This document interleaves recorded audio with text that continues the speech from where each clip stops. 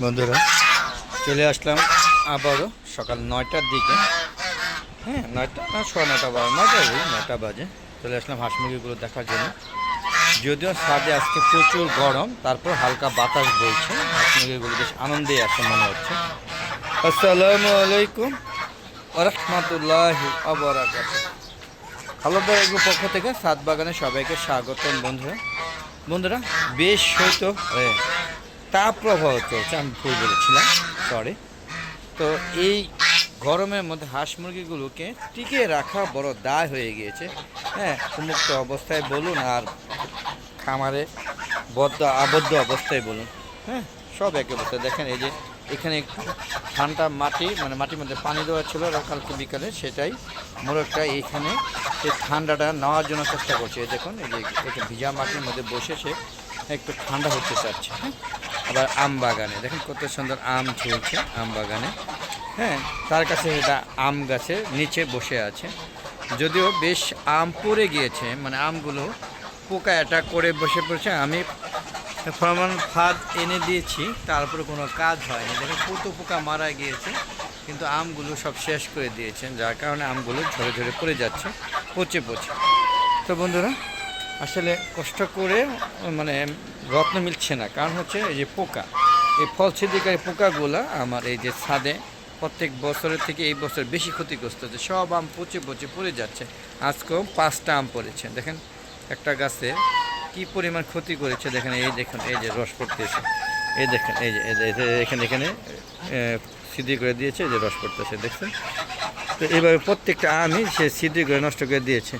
আমগুলো রাখতে পারছি না, অথচ ফাঁদ দিয়েছি। আর কি করলে আমগুলোকে রাখা যাবে একটু কাইন্ডলি কমেন্ট করে জানাবেন। তো বন্ধুরা চলুন আমরা মুরগিগুলো দেখা যাচ্ছে যে দেখেন আমার সুন্দর একটা দেশি মুরগি, কত সুন্দর ডিম পাচ্ছে। এই একটা মুরগি খুব ভালো, এটা একটা সোনালী মুরগি। খুব ভালো বলতে এখানে এটা হলো কিন্তু ওই যে কী বলে পাহাড়ি মুরগি। হ্যাঁ, এর 4টা না 6টা এনেছিলাম, এর মধ্যে একটা টিকে আছে এবং প্রচুর বার্ড ফ্লু ভাইরাসের মধ্যে সে কুজে ছিল, যার কারণে সে বেঁচে আছে, নাহলে সেও মারা যেত। আমার ওর বেশি কোনো মুরগি বেঁচে নেই। তো বন্ধুরা এই মোরগটা আমার ছাদে যখন আমি মোরগ খামার শুরু করি, মানে মুরগি পালা শুরু করি, হ্যাঁ প্রায় 5 বছর হয়ে গেছে, তার বয়স 5 বছর। হ্যাঁ, এই যে আমার একটা ফাইটার মুরগি, এই মুরগিটা এটাও কুজে ছিল থেকে সে বেঁচে আছে।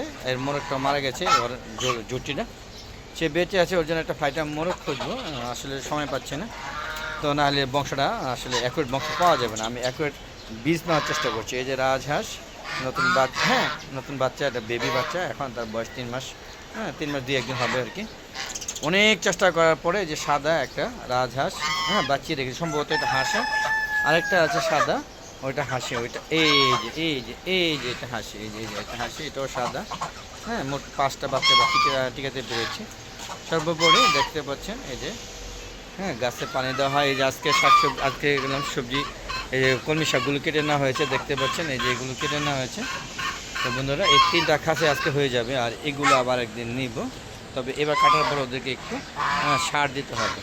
তো বন্ধুরা এই যে দেখুন, নাহলে কিন্তু এই শাকগুলো পরবর্তীতে আর নষ্ট হয়ে যাবে। হ্যাঁ, ইউরিয়া অবশ্যই দিতে হবে, ইউরিয়া টিএসপি আর মিরো পটাশ 3টা মিলিয়ে দিতে হবে ইনশাআল্লাহ, তাহলে আবার প্রচুর পরিমাণে খেতে পারবো শাক।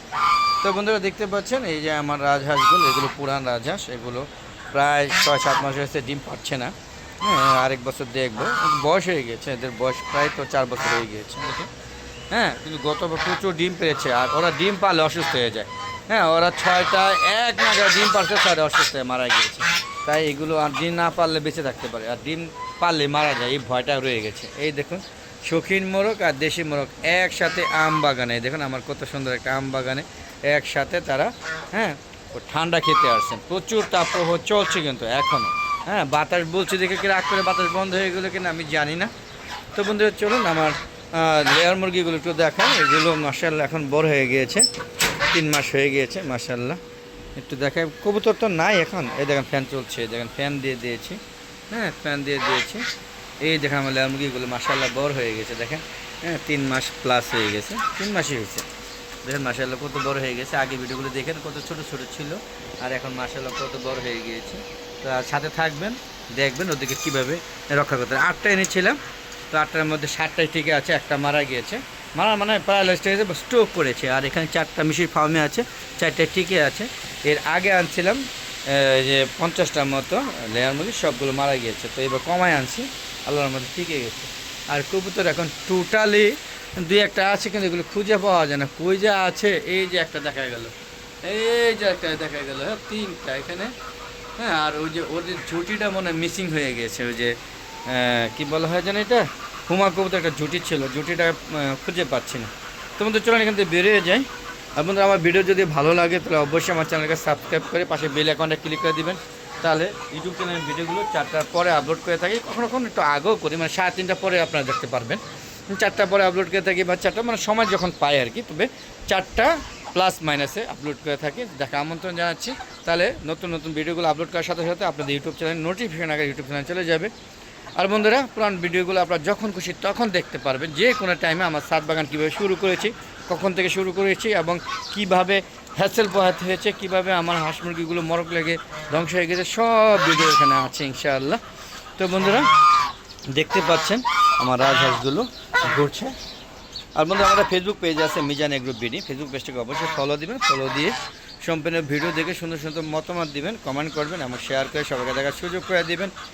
আর বন্ধুরা, অবশ্যই ফেসবুকে ভিডিওগুলো দেখবেন, শেয়ারও করবেন, সবাইকে দেখার সুযোগ করে দেবেন, যেন সবাই ছাদ বাগান করে এবং ছাদ বাগানের পাশাপাশি সুন্দর একটা হাঁস মুরগি লালন পালন করে। তাহলে পুষ্টির চাহিদা, আমিষের চাহিদা সমস্ত পূরণ হবে। আর এই যে দেখুন, আমি একটা বেড তৈরি করছি, এটা জিও ব্যাগের বেড কিনে নিয়ে আসছে, তৈরি করছে, এবং এটার মধ্যে সার এবং বিভিন্ন ধরনের জৈব সার মিশ্রিত মাটি তৈরি করছে। এগুলো খুব কিছুদিনের মধ্যে প্রচুর মাটি যাবে, প্রায় 200-300 কেজি মাটি যাবে। এই মাটিগুলো তৈরি করা হচ্ছে, আজকেও তৈরি করে দিব। আশা করি 1 সপ্তাহের মধ্যে এটা মানে তৈরি হয়ে যাবে এবং গাছ লাগাবো। তো বন্ধুরা, আজ আর না, চলে যাচ্ছি। যাওয়ার আগে সবার সুস্বাস্থ্যতা কামনা করে আমি আমার ভিডিওটা শেষ করছি। সবাই সুস্থ থাকবেন, নিরাপদে থাকবেন।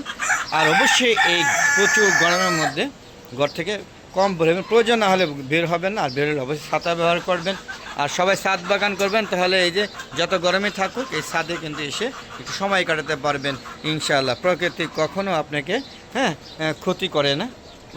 প্রকৃতিতে গাছ থাকলে, গাছ কিন্তু মানুষের পরম বন্ধু। এই আশা ব্যক্ত করে আজকের মতো বিদায় নিচ্ছি। আবার দেখা হবে নতুন কোনো পর্ব নিয়ে, ততক্ষণে বিদায়। আসসালামু আলাইকুম ওয়া রাহমাতুল্লাহি ওয়া বারাকাতুহু। বন্ধুরা, আবার দেখা হবে, ততক্ষণে আমার ইউটিউব চ্যানেলের পাশে থাকুন, ফেসবুক পেজের সাথে থাকুন।